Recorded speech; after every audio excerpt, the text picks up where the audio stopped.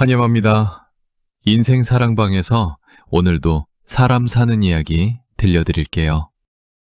여러분, 혹시 주변에 이런 사람 있지 않으신가요? 평소에는 아무렇지 않다가 갑자기 목소리가 높아지고 얼굴이 붉어지며 폭발하는 사람 말입니다. 그 사람 앞에만 서면 가슴이 떨립니다. 오늘은 괜찮겠지 하면서도 마음 한구석에서는 늘 긴장하게 되죠. 그 눈치 보는 시간들이 얼마나 고통스러운지 겪어보지 않은 사람은 모릅니다. 밥 먹을 때 국 한 술 뜨더니 반찬이 이게 다냐며 숟가락을 내팽개치는 남편. 스마트폰 사용법이 헷갈려 다시 물어봤을 뿐인데 치매 걸렸냐며 악을 쓰고 화를 내는 아들. 건강이 염려되어 술 좀 줄이라고 말 한마디 했을 뿐인데 목에 핏대를 세우며 폭발하는 친구. 더 답답한 건 이런 사람들이 다른 사람들 앞에서는 전혀 다른 모습을 보인다는 겁니다. 밖에서는 웃으며 인사하고 친절하게 대하고 좋은 사람으로 통합니다. 그런데 여러분, 사실 욱하고 화내는 사람은 강해서 화를 내는 게 아닙니다. 약함을 숨기기 위해서 화를 내는 겁니다. 내면이 약하기 때문에 매번 자기 감정에 져버려서 소리를 지르고 상대를 누르려 하죠. 결국 화를 내는 사람은 자신이 약하다는 걸 스스로 증명하는 셈입니다. 이제 더 이상 참지 마십시오. 남은 시간을 누군가의 감정 쓰레기통으로 살 필요가 없습니다. 오늘 이 영상을 통해 여러분의 마음이 치유되고 나를 지키는 방법을 얻어가셨으면 좋겠습니다. 구독과 좋아요 눌러주시면 여러분의 인간관계에 도움이 되는 따뜻한 영상으로 보답하겠습니다. 첫 번째, 화내는 사람이 사실은 가장 약한 사람인 이유. 65세 정희숙 씨는 남편과 단둘이 살고 있습니다. 어느 날 아침, 남편이 외출 준비를 하다가 갑자기 소리쳤습니다. 내 회색 셔츠 어디 갔어? 정희숙 씨가 부엌에서 대답했습니다. 어제 세탁소 맡겼어요. 오늘 찾아올게요. 남편의 목소리가 더 커졌습니다. 오늘 입어야 하는데 왜 마음대로 맡겨? 내가 언제 맡기라고 했어? 정희숙 씨는 당황했습니다. 더러워져서 빨아야 할 것 같아서. 남편이 화를 냈습니다. 그러니까 맨날 내 물건 함부로 만지지 말라고. 입을 게 없잖아. 정희숙 씨는 아무 말도 못하고 서 있었습니다. 남편은 결국 다른 옷을 입고 나갔지만 문을 쾅 닫는 소리가 집안을 울렸습니다. 알아서 챙겨주고 신경 써줘도 돌아오는 건 짜증 섞인 불만밖에 없죠. 별것 아닌 일에도 이렇게 불같이 화를 내는 사람들은 도대체 왜 이러는 걸까요? 미국의 심리학자들은 이 현상을 분노의 빙산 이론으로 명쾌하게 설명합니다. 겉으로 보이는 건 분노라는 얼음 조각뿐이지만 그 분노를 일으키는 원인은 물밑에 잠겨 보이지 않는 90%의 거대한 얼음 덩어리라고 하죠. 심리학자들의 연구 결과 화를 잘 내는 사람의 무의식 속에는 분노가 아닌 두려움, 수치심, 그리고 무력감이 자리 잡고 있었습니다.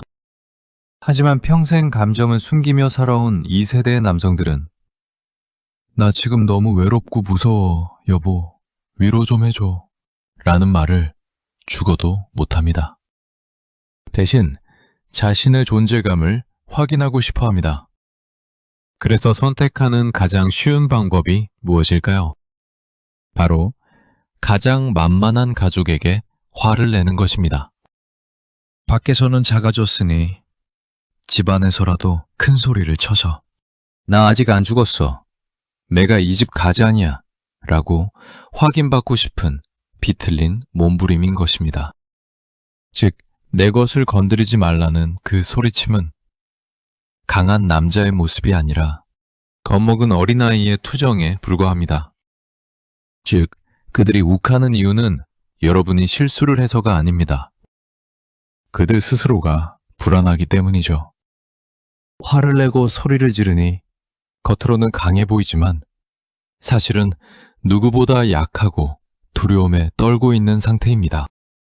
별거 아닌 일에 화를 내는 것은 초라해진 자신의 자존감을 감추기 위한 방어 기제인 셈입니다. 이것을 깨닫는 순간 그들의 고함 소리는 위협이 아니라 도와달라는 미성숙한 신호로 들리게 됩니다. 마치 어린아이가 울음으로 모든 걸 해결하려는 것처럼 말입니다. 고대 그리스 철학자 플라톤은 이렇게 말했습니다. 분노하는 자는 자신의 이성을 광기에게 내어주는 것이다. 욱하는 사람은 스스로 통제력을 잃었다고 말합니다. 하지만 진실은 다릅니다. 그들은 내면이 너무나 약해서 통제할 능력이 없는 것입니다. 이성보다 감정이 앞서는 사람은 결국 자신의 삶도 제대로 다스리지 못합니다. 그러니 여러분, 상대가 갑자기 욱할 때 같이 화내거나 위축되지 마십시오. 저 사람이 지금 화난 게 아니라 마음이 많이 허전하고 불안하구나 하고 그 마음의 빈곤함을 바라봐 주십시오. 그러면 그때부터 두려움은 연민으로 바뀝니다. 두 번째, 밖에서는 웃고 집에서만 화내는 이중인격자. 64세 오미정 씨는 가끔 자신이 정신병에 걸린 건 아닌지 헷갈립니다.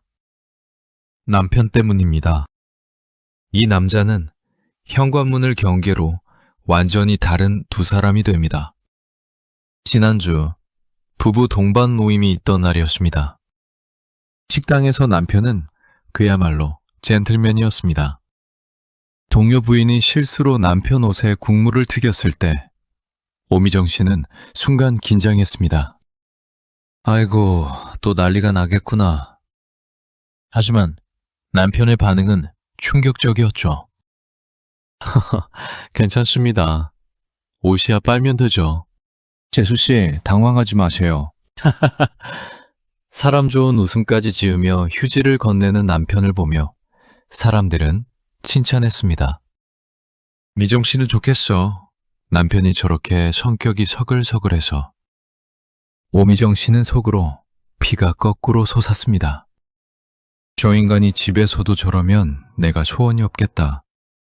지옥은 집에 돌아오는 차 안에서부터 시작되었습니다. 방금 전까지 싱글벙글하던 남편의 입꼬리가 현관 비밀번호를 누르는 순간 악마처럼 변했습니다. 야, 신발 꼬라지가 이게 뭐야? 들어오면 정리를 딱딱 해놓으라고 했지. 방금 밖에서 국물 쏟은 사람에겐 허허 웃던 사람이 현관에 신발 한 짝 삐뚤어진 것에는 눈을 부라리며 소리를 질렀습니다. 택배가 잘못 와도 미정 씨 탓. TV 리모컨이 안 보여도 미정 씨 탓. 밖에서 쌓인 스트레스를 집에 오자마자 아내라는 강정 쓰레기통에 모조리 쏟아붓는 모습. 오미정 씨는 소름이 끼쳤습니다. 남들한테는 간도 빼줄 것처럼 굴면서 왜 우리한테만 짐승처럼 구는 걸까요? 심리학자 앨런 홀른버그는 화를 자주 내는 사람들의 행동 패턴을 관찰했는데요. 놀라운 결과가 있었습니다. 집에서는 사소한 일에도 화를 내며 날뛰던 사람들의 95%가 직장 상사나 중요한 거래처 직원 앞에서는 완벽하게 화를 참았습니다. 심지어 부당한 대우를 받아도 네, 알겠습니다. 라며 고개를 숙였습니다. 이것은 무엇을 의미할까요? 그들은 화를 못 참는 게 아니라 안 참는 것이었습니다. 화를 내는 사람은 그 대상을 선택했다는 겁니다. 결국 그 사람은 우리가 참아줄 거라는 걸 알기 때문에 여러분에게만 화를 냈던 겁니다. 남편이 밖에서 웃고 집에서 화내는 이유는 단 하나입니다. 여러분이 안전한 샌드백이기 때문입니다. 밖에서 화를 내면 직장에서 잘리거나 친구가 떠나거나 사회적 평판이 나빠집니다. 그들에게는 그게 손해입니다. 하지만 집에서 아내에게 화를 내면 오히려 내가 뭘 잘못했나 하며 눈치를 보고 밥을 차려줍니다. 그들에게 여러분은 화를 내도 아무런 대가를 치르지 않아도 되는 세상에서 제일 쉬운 상대인 것입니다. 로마의 철학자 세네카는 이렇게 말했습니다. 분노는 결코 이성 없이 일어나지 않는다. 단지 그 이성이 교활할 뿐이다. 그는 미쳐서 날뛰는 게 아닙니다. 너한테는 이래도 되니까 라는 아주 차갑고 교활한 계산 끝에 소리를 지르는 것입니다. 그의 계산이 틀렸다는 것을 보여줘야 합니다. 혹시 내가 좀 더 잘하면 남편이 밖에서처럼 다정해질까? 라고 기대하셨나요? 아닙니다. 슬프지만 여러분이 받아주면 받아줄수록 그는 더 포악해질 것입니다. 왜냐하면 그래도 되는 사람으로 입력되었기 때문입니다. 남편이 밖에서처럼 웃다가 집에 와서 인상을 쓰면 똑바로 쳐다보고 말씀하세요. 밖에서 뺨 맞고 와서 나한테 화풀이하지 마세요. 나는 당신 감정 쓰레기통이 아니에요. 참아주는 것은 미덕이 아닙니다. 그 비겁한 이중 생활을 유지시켜주는 공범이 되는 일입니다. 더 이상 여러분을 쉬운 사람으로 두지 마십시오. 여러분은 그 누구보다 존중받아야 할 이 집의 주인입니다. 세 번째, 감정 조절의 브레이크가 고장난 사람. 61세 이정숙 씨는 저녁 식사 후 남편과 과일을 깎아 먹으며 드라마를 볼 때가 가장 조마조마합니다. 평화롭던 거실이 지옥으로 변하는 건 정말 순식간 단 1초면 충분하기 때문입니다. 어제도 그랬습니다. 남편이 리모컨으로 채널을 돌리다가 실수로 버튼을 잘못 눌렀는데 갑자기 TV 화면이 까맣게 변하고 신호 없음이라는 글자가 떴습니다.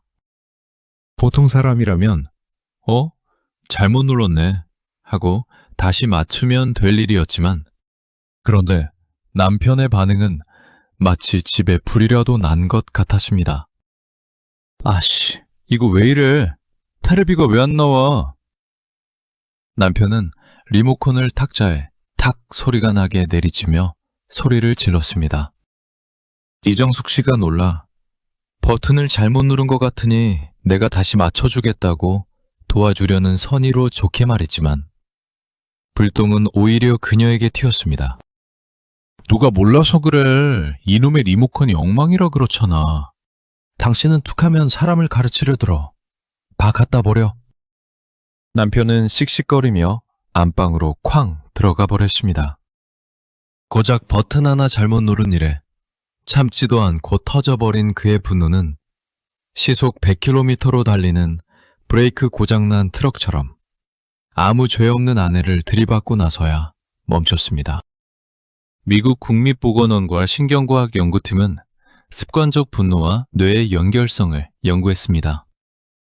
연구팀은 사소한 자극에도 불같이 화를 내는 사람들의 뇌를 MRI로 촬영했습니다. 그 결과 충격적인 사실이 발견되었습니다.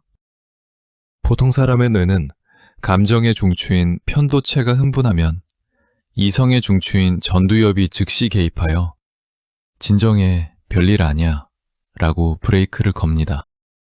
하지만 감정 조절을 못하는 사람의 뇌는 달랐습니다. 전두엽의 연결이 끊겨 있어서 마치 브레이크가 고장난 트럭같이 감정이 날뛰는데 이성이 전혀 통제를 못합니다. 또한 화가 치밀면 자신의 감정을 말로 설명하는 뇌 부위가 일시적으로 멈춰버려서 나 지금 이래서 속상해 라고 말하는 대신 소리를 지르거나 물건을 던지는 원시적인 행동이 튀어나옵니다. 비행기가 테러범에게 납치되듯 이성이 감정에 납치되어 통제 불능 상태가 되는 것입니다. 그들이 화를 내는 이유는 여러분이 잘못해서가 아닙니다. 자신의 감정을 언어로 번역할 능력이 없기 때문입니다. 성숙한 사람은 이것을 인지하고 내 마음대로 잘 안 풀리네 여보. 좀 도와줘. 라고 말합니다. 하지만 감정 조절이 미숙한 사람은 이 좌절, 불안, 부끄러움과 같은 복잡한 감정을 감당하지 못합니다. 이 불편한 느낌을 단번에 없애는 가장 쉽고 강력한 방법이 바로 분노인 것이죠.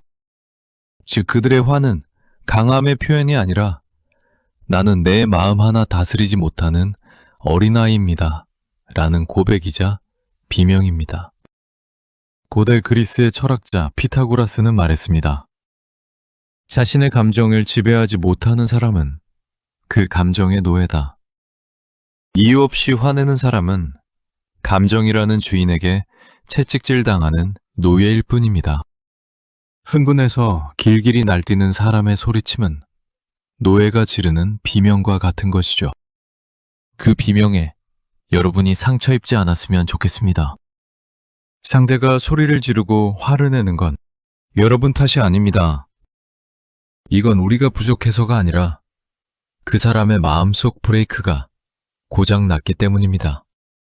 고장난 차가 굉음을 내며 달려올 때 우리는 그 앞을 막아서지 않습니다.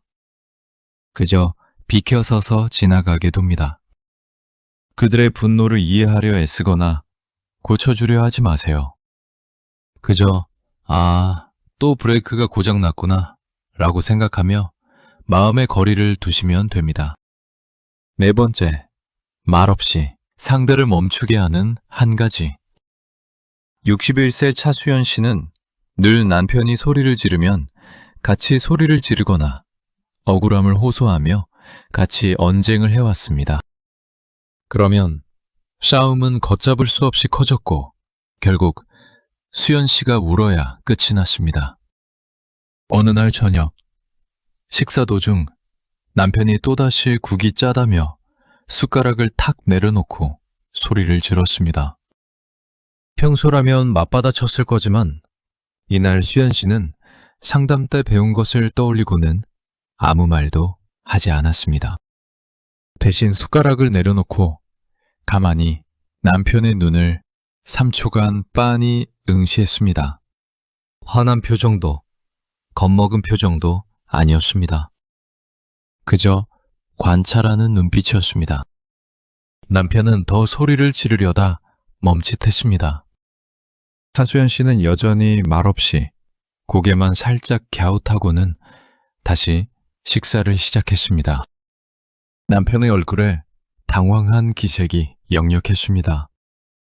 벽에 대고 소리치는 기분을 느낀 남편은 헛기침을 몇 번 하더니 슬그머니 숟가락을 들고 조용히 밥을 먹기 시작했습니다. 그날 저녁, 고함은 그것으로 끝이었습니다. 커뮤니케이션 전문가들의 연구에 따르면 인간관계에는 행동의 패턴이 있습니다. 상대가 소리를 지르면 나도 소리를 지르거나 웁니다. 이것이 보완적 행동이며 상대의 화에 기름을 붓는 역할을 합니다. 하지만 연구팀은 상대의 예상 패턴을 깰 때 뇌에서 일어나는 반응을 관찰했습니다. 수연 씨처럼 흥분한 사람에게 차분한 침묵과 응시로 대응했을 때 화를 낸 상대방은 예상했던 반응이 나오지 않아 혼란스러워지고 이내 본인의 모습이 얼마나 미성숙한지 스스로 인식하게 됩니다. 즉, 침묵하며 응시하는 것은 상대에게 거울을 들이대는 것과 같습니다. 자신의 추한 모습을 스스로 보게 만드는 가장 강력한 제동장치인 것입니다. 화내는 사람은 상대방이 당황하고 무서워하고 반응해 줄 때 완성됩니다. 그런데 여러분이 반응을 멈추고 상대방을 조용히 응시한다면 가만히 쳐다보는 여러분의 눈빛 앞에서 화내는 사람은 자신이 허공에 주먹질을 하고 있다는 사실을 깨닫게 됩니다. 그 순간 그들은 쪽팔림과 민망함을 느끼고 스스로 입을 다물게 됩니다. 100마디 말보다 무서운 것은 뼈 있는 침묵인 셈이죠. 말을 섞으면 말꼬리를 잡히고 변명을 하면 트집을 잡히지만 침묵은 잡을 꼬리가 없습니다. 스페인의 철학자 발타자르 그라시아는 말했습니다. 어리석은 자의 분노에 침묵으로 답하는 것은 지혜로운 자의 가장 품이 있는 복수다. 얕은 분노로 날뛰는 사람 앞에서 깊은 침묵을 지키십시오. 그 깊이 앞에서 얕은 물은 잠잠해질 수밖에 없습니다. 혹시 말을 안 하면 무시한다고 더 화내지 않을까요? 라고 걱정되시나요? 처음엔 그럴 수도 있습니다. 왜 대답이 없어? 라고 할 수도 있죠. 그때도 흔들리지 말고 차분하게 바라보십시오. 우리가 입을 닫는 순간 상황의 통제권을 주게 됩니다. 화를 내는 사람은 감정의 노예지만 침묵하는 사람은 감정의 주인입니다. 오늘부터는 욱하는 그 사람 앞에서 애써 설명하려 하지 마세요. 그저 가만히 아주 깊은 눈으로 바라봐 주세요.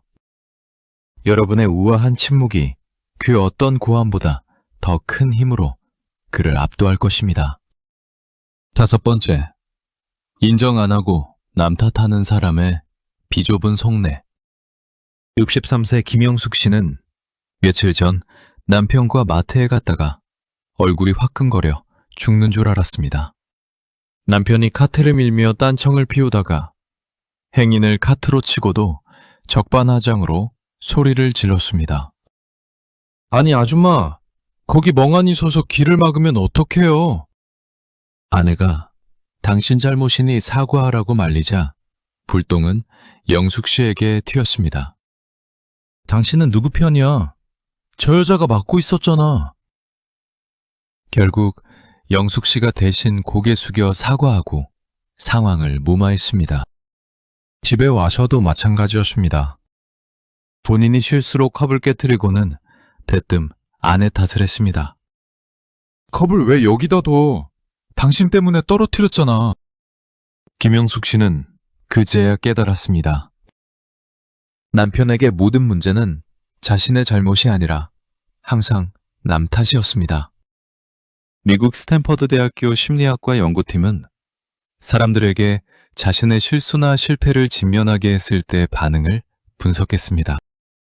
자존감이 건강한 사람들은 내가 조심하지 못했어 라며 자신의 실수를 인정한 반면 자존감이 낮고 자기애적 성향이 강한 사람들의 91%가 외부 요인을 탓했습니다.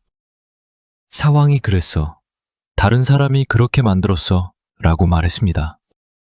연구팀은 이것을 자아보호 기제라고 불렀습니다.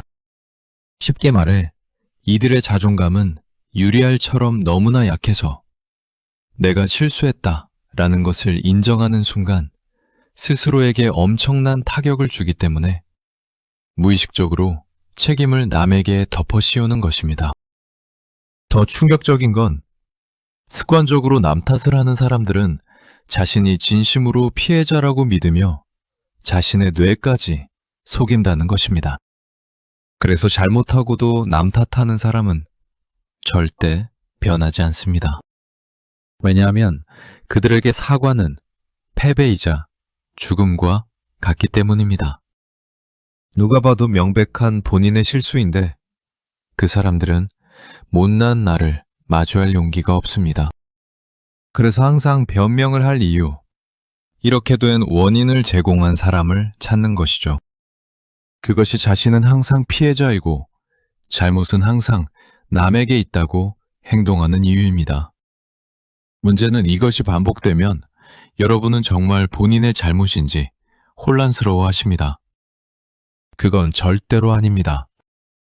이건 우리 잘못이 아니라 그 사람이 자신의 짐을 우리에게 떠넘긴 것뿐입니다. 그는 겉으로는 목소리 큰 어른 같지만 속은 내가 한 거 아니야 라고 우기는 5살짜리 떼쟁이와 똑같습니다. 공자님은 논어에서 명쾌하게 말씀하셨습니다. 군자는 허물을 자신에게서 구하고 소인은 허물을 남에게서 구한다. 남 탓을 하는 사람은 덩치만 컸지 마음은 소인배입니다. 자신의 허물을 볼 줄 아는 눈이 없으니 평생 남 탓만 하며 어리석게 늙어갈 뿐이죠. 여러분, 상대방이 다 너 때문이야 라고 소리칠 때 억울해서 가슴이 뛰시죠?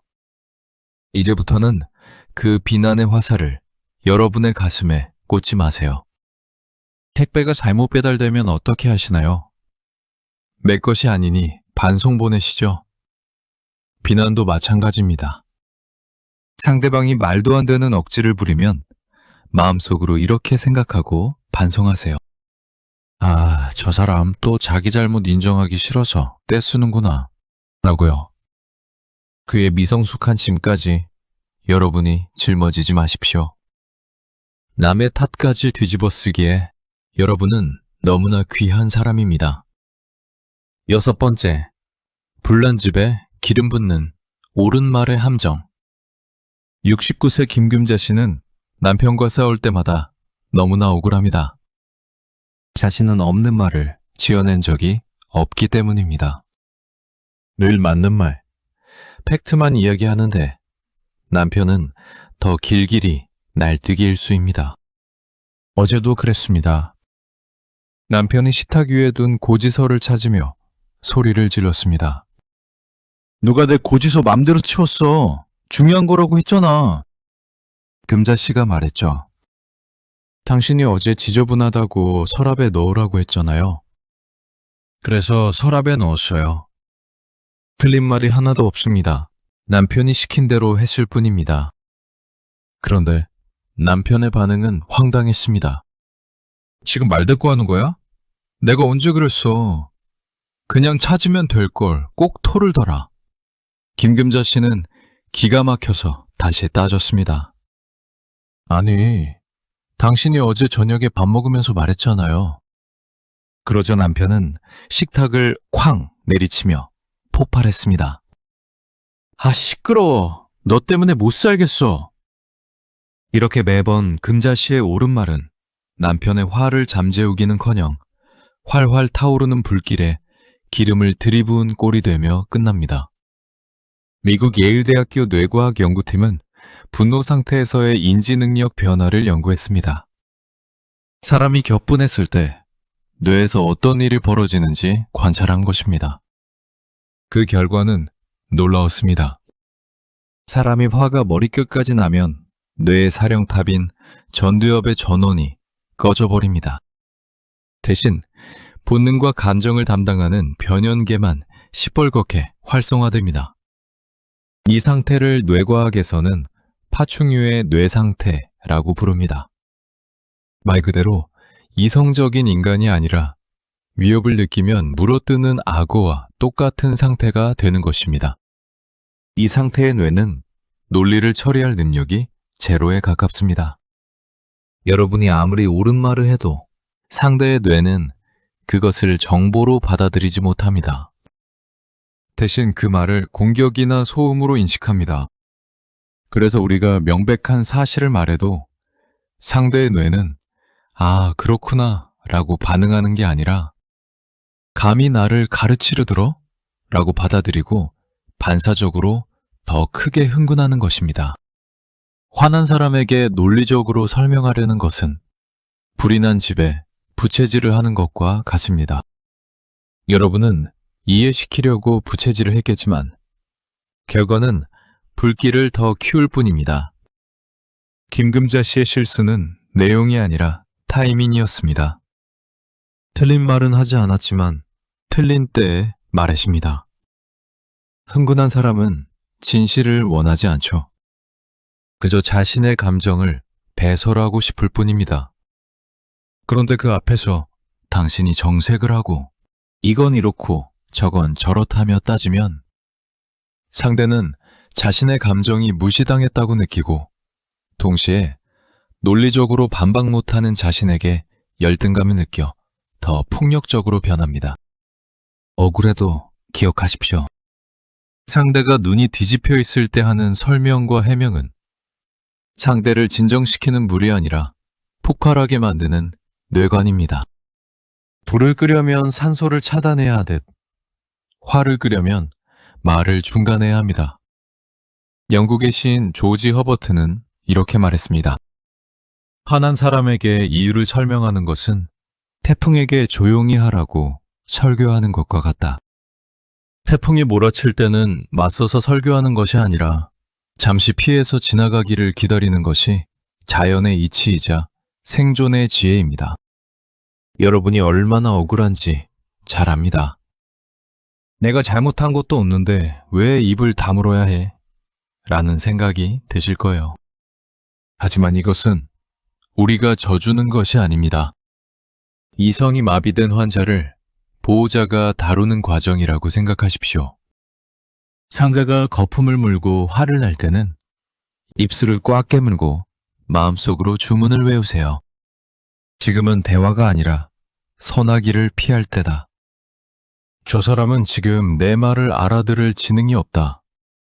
가장 똑똑하고 현명한 당신이 참으세요. 옳은 말은 그가 제정신으로 돌아왔을 때, 그때 아주 우아하게 해주면 됩니다. 지금은 부디 당신의 귀한 말을 아끼십시오. 7번째, 관계도 나도 지키는 마음의 경계.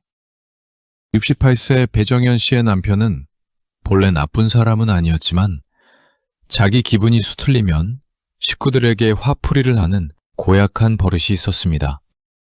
정현 씨는 평생 내가 참으면 집안이 조용하다 는 생각으로 항상 참아주며 살아왔죠. 그러다 지난달 이대로 스트레스 받으면 뇌졸중 온다 는 의사의 경고를 듣고 정신이 번쩍 들었습니다. 이러다 나만 억울하게 죽겠구나. 나도 살아야겠다. 다음 날 아침 남편이 또 콩나물국을 트집 잡으며 밥상머리에서 소리를 질렀습니다. 콩나물 대가리 다 따라고 했어 안 했어? 국이 이게 뭐야? 예전 같으면 벌벌 떨며 다시 끓여올게요 라고 했겠지만 이번엔 달랐습니다. 배정현 씨는 숟가락을 놓고 차분하게 말했습니다. 입에 안 맞으면 드시지 마세요. 억지로 먹을 필요 없어요. 남편이 벙쪄서 뭐? 말버릇이 그게 뭐야? 라고 했지만 정현 씨는 물러서지 않았습니다. 나도 내일 모레 70이에요. 밥 먹을 때마다 혼나면서 먹기 싫어요. 그녀가 태연하게 자기 밥을 떠먹자 기세등등하던 남편은 오히려 기가 죽어 조용히 국을 먹기 시작했습니다. 그날 배정현 씨는 깨달았습니다. 내가 쩔쩔매지 않으니까 저 사람도 더 이상 날뛰지 못하는구나. 그녀는 비로소 남편의 더러운 기분을 내 것으로 가져오지 않고 마음의 경계선을 긋는 법을 터득했습니다. 1990년대 미국의 저명한 여성 심리학자 해리엇 러너는 그녀의 베스트셀러 분노의 춤에서 관계의 춤을 멈추라고 조언합니다. 이게 무슨 말일까요? 부부싸움은 마치 춤과 같습니다. 상대방이 화를 내면서 다가오면 다른 한쪽은 참고 뒤로 물러나야 이 춤이 이어집니다. 그런데 내가 뒤로 물러나는 패턴을 멈추고 경계선을 그은 채 제자리에 딱 서버리면 상대방은 스텝이 꼬여서 춤을 출 수가 없습니다. 이것을 심리학에서는 건강한 경계선이라고 부릅니다. 경계선 연구의 권위자인 헨리 클라우드 박사는 울타리가 있는 집에 비유를 듭니다. 경계선이 없는 사람은 마치 대문도 담벼락도 없는 집과 같아서 상대의 분노와 짜증과 같은 온갖 쓰레기가 내 집 마당으로 날아들어와도 막을 방법이 없습니다. 그러나 건강한 경계선이 있는 사람은 튼튼한 울타리와 대문이 있는 견고한 집처럼 상대의 분노는 막고 사랑과 대화는 문을 열어 받아들입니다. 연구 결과 명확한 경계선을 가진 사람들은 관계를 끊지 않으면서도 스트레스 수치가 40% 이상 낮았고 오히려 상대방으로부터 존중받는다는 느낌을 훨씬 더 많이 받았습니다. 많은 분들이 내가 참지 않으면 싸움이 커져서 헤어지게 될까봐 두려워합니다. 하지만 진실은 정반대입니다. 무조건 참아주는 것이야말로 우리 자신과 관계를 망치는 지름길입니다. 참다 보면 우리의 마음은 병들고 결국 폭발하여 관계가 파탄나기 때문입니다. 어떤 분들은 마음의 병이 몸으로 물들어 암이 생기거나 만성 질병이 생기는 경우도 정말 많습니다. 상대가 화라는 쓰레기 봉투를 던졌을 때 그것을 받아서 아이고 냄새나 하며 껴안고 있는 건 우리입니다. 나를 지키는 법은 간단합니다. 그 봉투를 받지 않는 것이죠. 반응하지 않고 동요하지 않고 그저 내 할 일을 하는 것. 그것이 가장 우아하고 강력하게 나를 지키는 마음의 경계입니다. 14세기 페르시아의 시인 하페즈는 이렇게 노래했습니다. 나는 모든 사람에게 친절하려 노력한다. 하지만 나 자신을 학대하면서까지 친절하지는 않겠다. 나를 지키는 것이야말로 타인을 사랑하는 첫걸음이다. 여러분, 오늘부터는 상대방이 화를 내면 마음속으로 울타리의 문을 딱 닫으세요. 그리고 여러분의 평화로운 정원을 지키세요. 여러분은 그럴 자격이 충분히 있습니다. 오늘 우리는 욱하고 화내는 사람들에 대해 깊이 이야기 나누어 보았습니다. 그들은 강한 사람이 아니라 두려움에 떠는 약한 사람이라는 것. 설명과 맞대응은 오히려 독이 된다는 것. 침묵과 눈빛, 그리고 단호한 경계선이 그들을 멈추게 한다는 것을 알게 되었습니다. 존재 자체로 소중한 여러분, 지금까지 참 많이 참으셨습니다. 가족의 평화를 위해, 관계를 깨지 않기 위해, 억울해도 꾹꾹 눌러 담으셨던 그 세월을 존경합니다. 하지만 이제는 더 이상 누군가의 감정 샌드백이 되지 않으셔도 됩니다. 화내는 사람의 분노를 받아주는 것은 사랑이 아닙니다. 마찬가지로 상처받으면서 참는 것도 인내가 아닙니다. 진짜 사랑은 자신을 지키면서도 상대를 배려하는 것이고, 진짜 인내는 자신의 품위를 잃지 않으면서 견디는 것입니다. 못 가는 그 사람을 바꾸려고 애쓰지 마시고 그 짐을 내려놓으세요. 대신 상대가 화를 낼 때 한 발짝 뒤로 물러나 깊은 숨을 쉬며 이렇게 되뇌어 보십시오. 저 사람의 화는 저 사람의 것이다. 나는 내 평온함을 선택한다. 더 이상 욱하는 타인에게 휘둘리지 마세요. 단단하게 나를 지켜나가세요. 여러분의 남은 인생이 존중과 평화로 가득하기를 진심으로 기원합니다. 오늘도 함께 해주셔서 감사합니다. 구독과 좋아요 눌러주시면 더 따뜻한 이야기로 찾아뵙겠습니다. 지금까지 인생사랑방이었습니다. 여러분 편안한 하루 보내세요.